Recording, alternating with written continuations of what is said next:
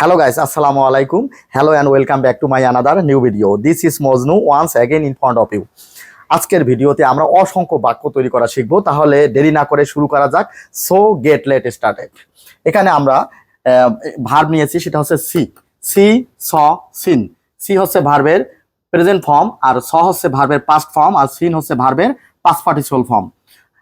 তাহলে আমি যদি বলি আই সি হিম, এর অর্থ আমি তাকে দেখি। এখন যদি বলি তাহলে এটা ভার্বের প্রেজেন্ট ফর্ম, আর যদি আমি ভার্বের পাস্ট ফর্ম দেই তাহলে হবে আই স হিম। তাহলে আমি তাকে দেখি, আই সি হিম, আমি তাকে দেখেছিলাম। যদি স লিখি, ভার্বের পাস্ট ফর্ম লিখি, তাহলে লাম থাকবে, ল লে লাম ত তে তাম এরকম থাকবে।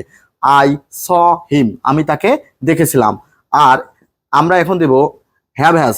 সাধারণত সিন, এই সি স সিন ভার্বের পাস্ট পার্টিসিপল ফর্ম যদি আমরা বসাইতে চাই বাক্যে, তাহলে অবশ্যই একটি হ্যাভ অথবা হ্যাজ অথবা হ্যাড, এরপরে অবশ্যই ভার্বের পাস্ট পার্টিসিপল ফর্ম বসবে। তাহলে ভার্বের পাস্ট পার্টিসিপল ফর্ম বসাতে গেলে অবশ্যই তার আগে হ্যাভ, হ্যাজ অথবা হ্যাড বসাবো। তাহলে যেহেতু আমরা এটা প্রেজেন্ট পারফেক্ট টেন্স করব, প্রেজেন্ট পারফেক্ট টেন্সের ক্ষেত্রে হ্যাভ হ্যাজের পর ভিতরি বসে, আর পাস্ট পারফেক্ট টেন্সের ক্ষেত্রে হ্যাড প্লাস ভিতরি বসে। তাহলে আমরা এটা প্রেজেন্ট পারফেক্ট টেন্স নিয়ে আলোচনা করব। আর প্রেজেন্ট পারফেক্ট টেন্সের ক্ষেত্রে হ্যাভ হ্যাজের পর ভিতরি বসে। তাহলে আই হ্যাভ সিন হিম। আর প্রেজেন্ট পারফেক্টের বাংলা অর্থটা দেবে সে সি সো, আমি তাকে দেখেছি। এই যে সি আছে, আই হ্যাভ সিন হিম। হ্যাঁ, তাহলে যদি বলি সে সি সো, তাহলে আমরা কি দিব? হ্যাভ হ্যাজ এর পর ভিতরি। আমি যদি বলি আমি কলেজে গিয়েছি, তাহলে হবে I have gone to college.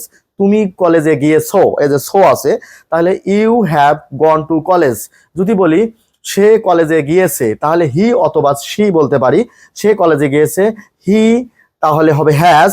He she third person singular number হলে আমরা হ্যাজ বসাবো। তাহলে he has gone to college, সে কলেজে গিয়েছে।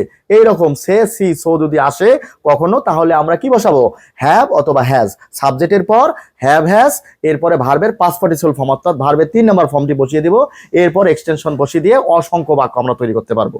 তাহলে এখানে আরেকবার দেখবো আমরা আই সি হিম, আমি তাকে দেখি। তাহলে এই শেষে ক্রিয়া শেষে দেখি, এখানে কিন্তু ল ত নাই। ল লে লাম ত তে তাম থাকলে পাস্ট টেন্স হবে, আর ল লে লাম ত তে তাম যদি না থাকে ওটা প্রেজেন্ট। আর ফিউচার টেন্সের ক্ষেত্রে সাধারণত ব থাকবে। একটি বাক্য তৈরি করে দেই, তাহলে আরো ক্লিয়ার হবে। যখন আমরা ফিউচার টেন্স ব্যবহার করব, উইল অথবা শ্যাল, তারপরে ভার্বের প্রেজেন্ট ফর্ম বসে, অর্থাৎ এই ফর্মটাই বসবে। আমি যদি বলি আই উইল সি হিম, তাহলে এর অর্থ হচ্ছে আমি তাকে দেখব। আমি কলেজে যাব, I will go to college. I will go to college, আমি কলেজে যাব। আমি ফুটবল খেলবো, আই উইল প্লে ফুটবল। আমি রান্না করব, আই উইল কুক। এভাবে ব বে বো। তুমি যদি বলি তুমি কলেজে যাবে, এখানে বে রয়েছে, তাহলে হবে you will go to college, তুমি কলেজে যাবে। আর যদি বলি সে কলেজে যাবে, তাহলে হবে he will go to college. তাহলে ব বে বো আসলেই আমরা কিন্তু ফিউচার টেন্স বুঝবো, এটা ফিউচার টেন্স। বাংলায় ক্রিয়া শেষে ব বে বো থাকলে ফিউচার। তাহলে যেহেতু সে কলেজে যাবে, আমি কলেজে যাব, আমরা কলেজে যাব, এরকম ব বে বো, তাহলে আমরা কি বসাবো? উইলের পর ভার্বের প্রেজেন্ট ফর্ম বসিয়ে দিয়ে অসংখ্য বাক্য তৈরি করতে পারবো। তা যাক, আমরা এখন প্রেজেন্ট, পাস্ট এবং পাস্ট পার্টিসিপল ফর্ম নিয়ে আলোচনা করব এখন। তাহলে আই সি, আমি দেখি, আই সি হিম, আমি তাকে দেখি। এখন যদি বলি আমি তোমাকে দেখি, আই সি ইউ, আমি তোমাকে দেখি। এখন যদি বলি আমি তাকে দেখেছিলাম, পাস্ট টেন্স, ভার্বের পাস্ট ফর্ম আই স হিম, আমি তাকে দেখেছিলাম। আর ভার্বের পাস্ট পার্টিসিপল ফর্ম বসালে হ্যাভ হ্যাজ বসিয়ে ভার্বের পাস্ট পার্টিসিপল ফর্ম বসাতে হবে, এরপর অবজেক্ট অথবা এক্সটেনশন।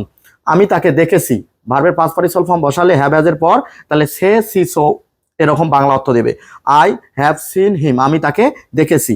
এখন যদি বলি আমি তাকে নাচতে দেখি, তাহলে হবে আই সি হিম ড্যান্সিং, আমি তাকে নাচতে দেখি। আমি তাকে খেলতে দেখি, আই কি হবে? আই সি হিম প্লেইং, আমি তাকে যাইতে দেখি, আই সি হিম গোয়িং।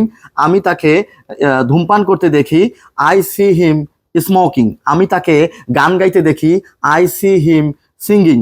আমি তাকে কান্না করতে দেখি, আই সি হিম ক্রাইং। আমি তাকে টিভি দেখতে দেখি, I see him watching TV, আমি তাকে টিভি দেখতে দেখি। তাই এখন যদি বলি আমি তাকে হাসতে দেখি, আই সি হিম লাফিং, আমি তাকে হাসতে দেখি। এখন যদি বলি আমি তাকে নাচতে দেখেছিলাম, আমি যদি বলি এগুলো সবগুলো ভার্ব আমরা এরপরে বসাতে পারবো। আই স হিম ড্যান্সিং, আমি তাকে নাচতে দেখেছিলাম।